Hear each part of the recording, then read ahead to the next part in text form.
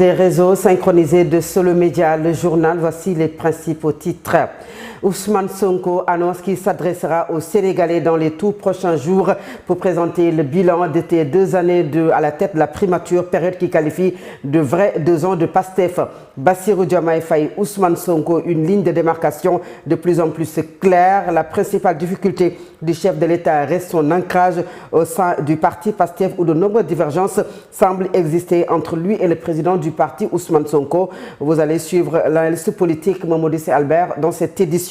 Le QSAM est sur le pied de guerre. Le cadre unitaire des enseignants du moyen secondaire n'est pas satisfait des discussions entamées avec le gouvernement car selon lui, ce ne sont que des promesses qui ne garantissent pas un espoir. Et puis l'Inter, le sport et la revue de la presse mettront un terme à cette édition.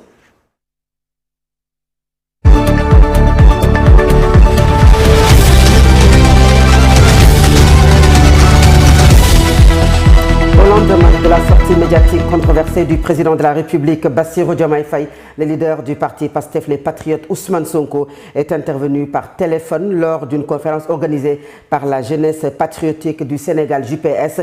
Il a salué le dynamisme et l'engagement de la jeunesse de son parti, mettant en avant une organisation active et productive, tout en réaffirmant sa fierté de diriger une formation politique qu'il considère en avance sur le terrain politique national.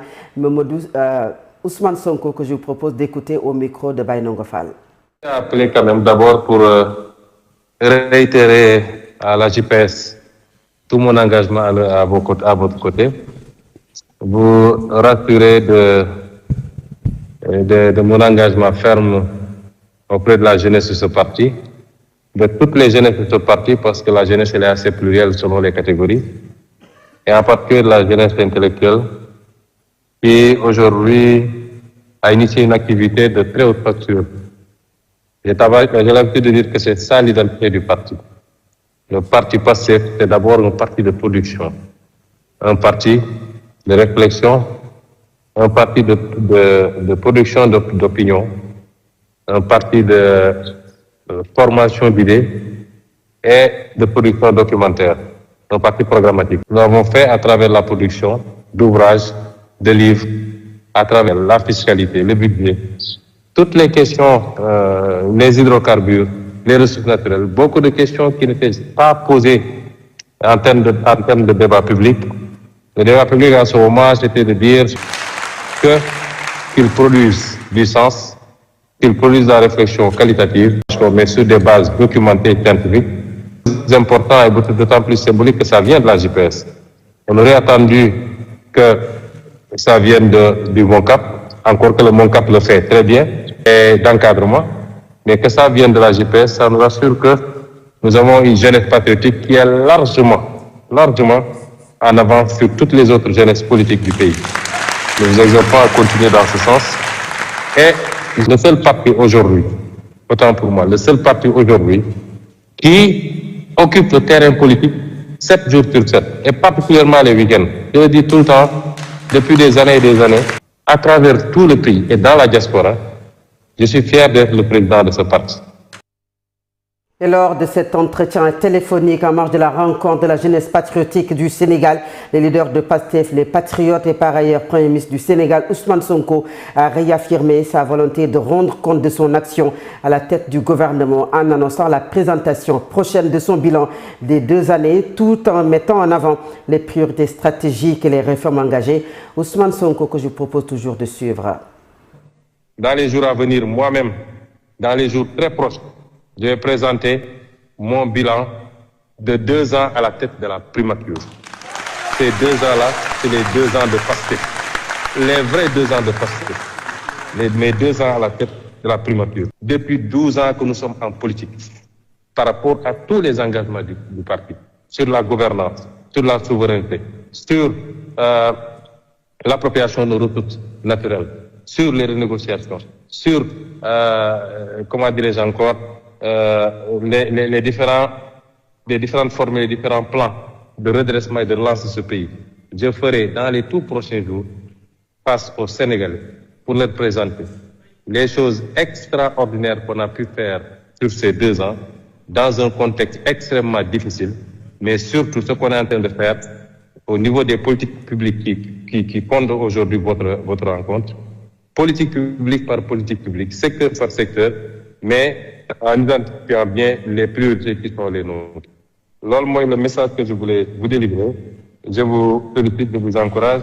Vous comprendrez bien que je suis beaucoup plus à l'aise aujourd'hui au milieu des vaches et de la nature, et c'est pourquoi je n'ai pas pu être avec vous. Et je voudrais d'ailleurs que la GPS se mette à l'agriculture citoyenne, pas vacances citoyennes. Que la GPS, une partie de la GPS, dans la... Et nous restons sur cette rencontre. Le vice-président et membre du bureau exécutif de PASTEF, les Patriotes, par ailleurs maire de la ville de Dakar, Abass Fall, a tenu un discours ferme axé sur la défense des principes et des valeurs du parti dans un contexte marqué par des divergences au sommet de l'État.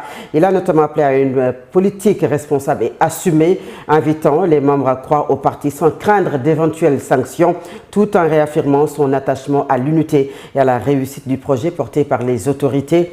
Abass Fall, que je vous propose également de suivre. Politique bu sell bi lañuy politique. May wax ko fi DG yi. Nous faisons une politique saine. Je le dis ici, devant les directeurs généraux, les ministres et les autres autorités présentes. N'ayez pas peur de la plume qui peut effacer votre nom sur du papier. On ne vous demande pas de tenir des propos déplacés, ni de dire l'irréparable. Restons attachés à nos principes et à nos valeurs. Nous ne nous en démarquerons jamais. Que celui qui détient la plume et qui pense pouvoir réécrire l'histoire se rappelle ceci. Vous et moi étions dans le même parti. Nous nous connaissons comme nous nous connaissions avant l'exercice du pouvoir. Alors pourquoi se poser des questions aujourd'hui simplement parce que vous détenez le pouvoir du décret? Prenez votre décret, effacez qui vous voulez. Nous resterons fidèles à nos principes. Rien ne pourra nous faire bouger. Nous avons un frère de parti. Nous souhaitons qu'il réussisse. Je vais vous faire une révélation. Hier matin, je lui ai envoyé un message pour lui dire: Monsieur le Président, vous allez vous adresser à la nation aujourd'hui. Le Sénégal et le monde entier vous écouteront. Les Sénégalais ont de l'espoir. Dépassons certains détails et parlons de ce pays. Parlons de ce que vous avez accompli avec votre gouvernement sous la conduite de l'excellent Premier ministre du Sénégal. Celui qui ne vous veut pas du bien ne vous dira jamais cela. Celui qui vous souhaite la réussite vous parlera avec sincérité. Parce que lorsque lui et Ousmane Sonko étaient en prison, c'est nous qui étions sur le terrain en train de nous battre. L'histoire un jour sera racontée. Combattu, hein? Ba Ousmane Sonko nekkee kaso moomu nekk kaso ñun ñoo nekkoon ci biti di xeex. L'histoire sera racontée. Les propos de Abass Fall traduits par Baynongo Fall. Reparlons de l'interview de Bassirou Diomaye Faye, une sortie qui continue de faire couler beaucoup d'encre et de salive. Selon l'analyste politique Mamadou Sy Albert, le président a surtout présenté un bilan axé sur des questions politiques avec peu d'éléments économiques, notamment le plan de redressement social. Cependant, la principale difficulté reste son ancrage au sein du parti PASTEF, où de nombreuses divergences semblent exister entre lui et le président du parti, Ousmane Sonko. Cette situation suscite beaucoup d'interrogations, d'autant plus que le président de la République a formulé des critiques jugées très sévères à l'endroit de son premier ministre. Mamadou Sy Albert est joint au téléphone par Sira Béatrice Ndione.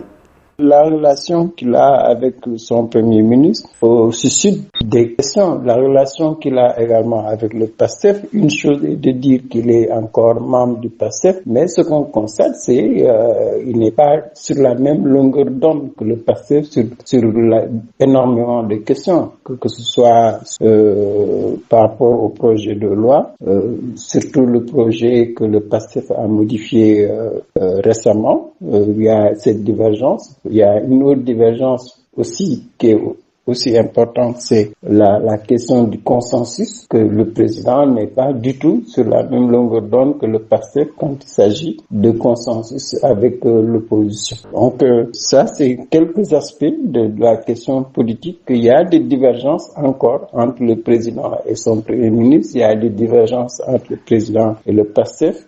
C'est les mêmes difficultés qui montrent qu'on va vers peut-être un conflit plus ouvert entre le président et le PASTEF, entre le président et l'Assemblée, entre le président et son premier ministre. Donc l'unité de la majorité patriotique, elle est fortement remise en cause par l'attitude, par la vision, par l'approche du président de la République. Donc là, c'est une zone d'incertitude. Le président a évoqué aussi d'autres questions, les questions internationales.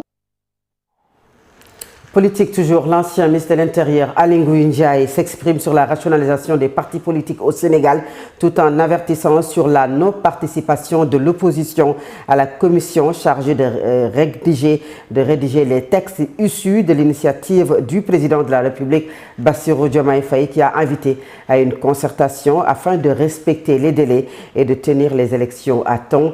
Je vous propose d'écouter Aly Ngouille Ndiaye au micro de Sira Béatrice Ndione. Il faut c'est des éléments qu'il faut qu'on apprécie, mais partis politiques d'accord.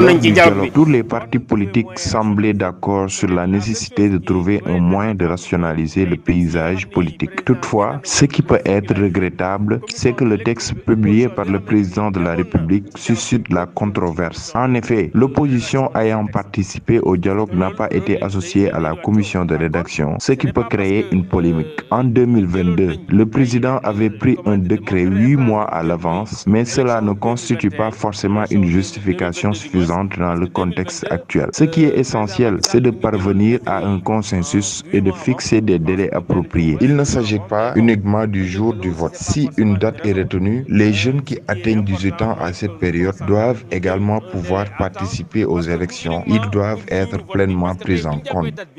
xale yi war a xam ne dañuy am 18 ans ci date boobu ñoom dañoo war a concerné ci élection donc il faut ñu xam loolu donc loolu aussi te nag xale yi par exemple ñi ci bari tey dañuy jàng nekk ci école yi il faut ñu mën a xam pour mën ko organiser.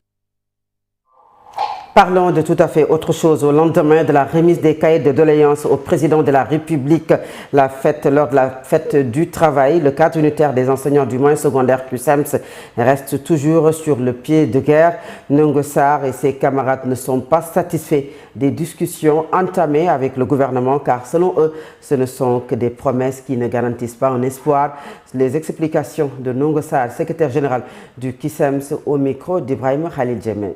En termes de revendications que nous portons, je crois que ces revendications-là sont connues de tous. On sort d'une longue grève lors de laquelle, en fait, tous les points que nous portons ont été martelés, rabâchés. Donc, sous ce rapport, en fait, tout le monde les connaît. Au premier rang de ces points, il y a naturellement l'équité dans le système de rémunération. Il y a la question, donc, des décisionnaires. Autant de questions par rapport auxquelles des réponses concrètes n'ont pas encore été apportées, des promesses qui sont faites et qui, en fait, dont nous n'avons aucune garantie, en fait, qu'elles seront matérialisées. Vous savez, quand un État prend des engagements, le moins qu'on puisse attendre de lui, mais c'est qu'il honore sa parole. Nous espérons, en fait, que les nouvelles autorités ne feront pas du tout comme leurs prédécesseurs, parce que c'est cela qui nous vaut la grève de cet État. Toutes les questions que nous portions relevaient du passé. C'est des questions qu'on avait portées, dont on avait discuté au point d'aboutir à des accords. Et c'est faute d'une matérialisation de ces accords que cette année les enseignants ont été en grève. Et ça, il ne faut pas que ça se répète. Les discussions, en fait, ont été sanctionnées par des promesses sur quasiment tous les problèmes qui étaient posés, mais c'est des promesses qui nous sont faites. Donc, sous ce rapport, on ne peut pas considérer que c'est des accords qui sanctionnent des discussions qui sont terminées, épuisées. Non, du tout. Il ne s'agit pas de ça. On nous annonce, ça et là, des études sur la retraite, sur le système de rémunération, ainsi de suite. Et on nous dit que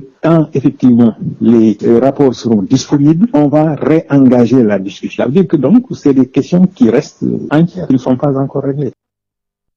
En plus bref, le comité olympique américain dément catégoriquement toute intention de boycott et confirme la pleine participation de sa délégation au JO Dakar 2026. Les informations contraires publiées sans vérification par certains médias sont fausses. Elles constituent une atteinte inacceptable à l'intégrité du premier événement olympique organisé sur le sol africain. À l'approche des Jeux, les officines d'Infox se multiplient pour mettre en péril le succès attendu autour de cet événement historique unique. Le comité de l'organisation des Jeux olympiques appelle ainsi l'ensemble des médias à s'en tenir aux sources officielles avant toute publication ou à minimum se rapprocher du comité pour vérification. Et puis cette brève met en terme à la première partie de cette édition. La seconde partie, c'est la page internationale, les sports et la revue de la presse, à présent l'Inter.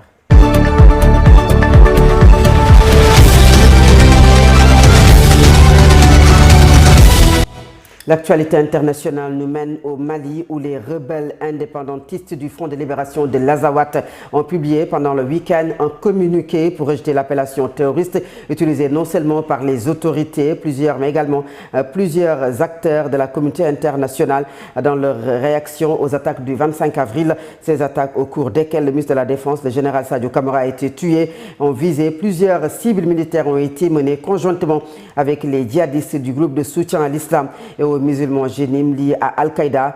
Et puis, hors de nos frontières, toujours au Moyen-Orient, Donald Trump lance le projet Liberté dès ce lundi 4 mai. La marine américaine va escorter les quelques 900 navires bloqués dans le Golfe pour leur permettre de traverser le détroit d'Ormuz sans encombre. Pourtant, Téhéran a déjà rétorqué qu'il considérait toute interférence américaine comme une violation du cessez-le-feu.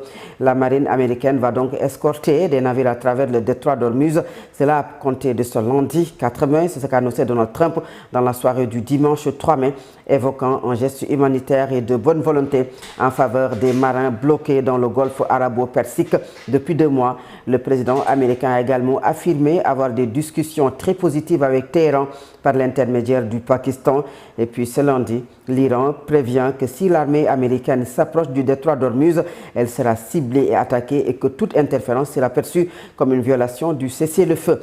L'Arabie saoudite, la Russie et 5 autres pays de l'Organisation des pays exportateurs de pétrole ont organisé hier, comme prévu, leur quota de production de pétrole, une décision visant à afficher la continuité du groupe malgré le séisme du départ des Émirats arabes unis. Et enfin, l'armée israélienne continue de bombarder le sud du Liban dans une nouvelle campagne militaire aérienne et terrestre disant vouloir neutraliser les Hezbollah pro-iraniens. Une dizaine de personnes ont été touchées par des frappes israéliennes hier, selon le ministère libanais de la Santé. Plus tôt dans la journée, l'armée israélienne a exhorté les habitants du sud du Liban à évacuer la région. À présent, c'est la page sportive.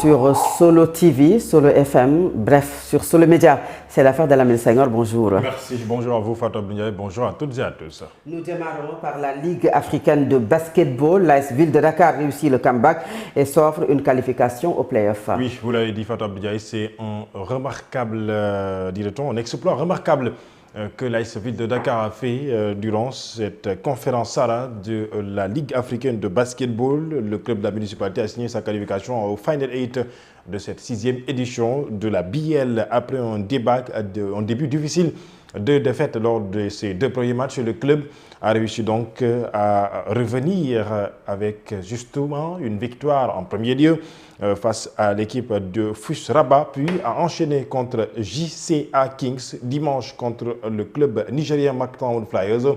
Au bout donc d'un match très solide, les joueurs du coach Moustapha Gueye ont fait preuve de caractère et ont assuré l'essentiel, la victoire sur le score de 79-62. Un véritable comeback pour la 2e participation de la Basketball Africa League. Les Dakarois ont franchi un immense palier en décrochant cette fois-ci donc le ticket pour les playoffs Al-Ahli de l'Égypte, le club africain de Tunis, FUS de Rabat et l'AS Ville de Dakar sont donc les 4 clubs qualifiés pour la conférence de Sarah et rejoignent Al-Ahli de Tripoli, le club libyen, le champion en titre Petro de Luanda de l'Angola, Dar City Basketball de la Tanzanie et l'APR Rwanda. C'est donc les 8 équipes qui joueront donc les Final 8. Le tournoi est donc prévu du 22 au 31 mai 2026 à Kigali, au Rwanda. Bonne chance donc pour le reste à l'équipe de l'AS Ville de Dakar.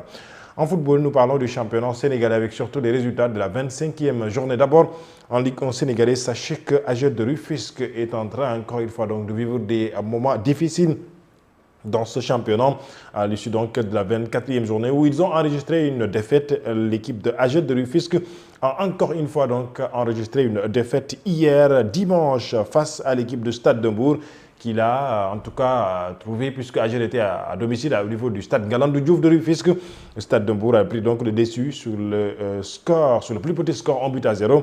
Les autres résultats, HLM de Dakar a pris le dessus sur l'équipe de Guédiawaye FC, 2-1.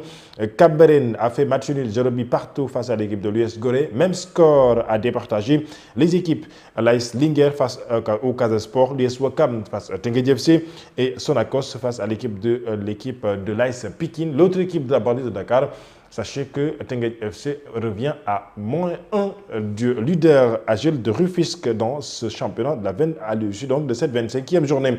En Ligue 2 sénégalaise, les résultats, eh bien sachez que la 25e journée sera donc bouclée ce dimanche ou ce lundi. Teranga SC jouera contre l'équipe de Guelwaar. Nous reviendrons sur le classement total à l'issue de cette 25e journée de la Ligue 2 sénégalaise. En football, pour finir, Crépin Diatta va quitter l'AS Monaco. Crépin, vous le savez, le jeune défenseur sénégalais milieu de terrain, puisqu'il est polyvalent, va quitter donc Monaco cet été. Arrivé il y a 5 ans et demi, l'international sénégalais ne sera plus monégasque à partir donc de cet été. Selon les informations données par l'équipe, le contrat de l'international sénégalais arrive à terme le 1er juillet prochain et il a décidé de ne pas prolonger son contrat avec donc le club princier Monaco. Et Crépin Diatta, bien sûr, c'est fini donc, la page se referme, en tout cas au mois de juillet, juste avant le début de la Coupe du Monde, Fatou Abdoulaye. Merci beaucoup, Ami Senghor. Nous restons avec vous pour le dernier point de cette édition et c'est la revue de la presse. Bonjour. La sortie du président Bassirou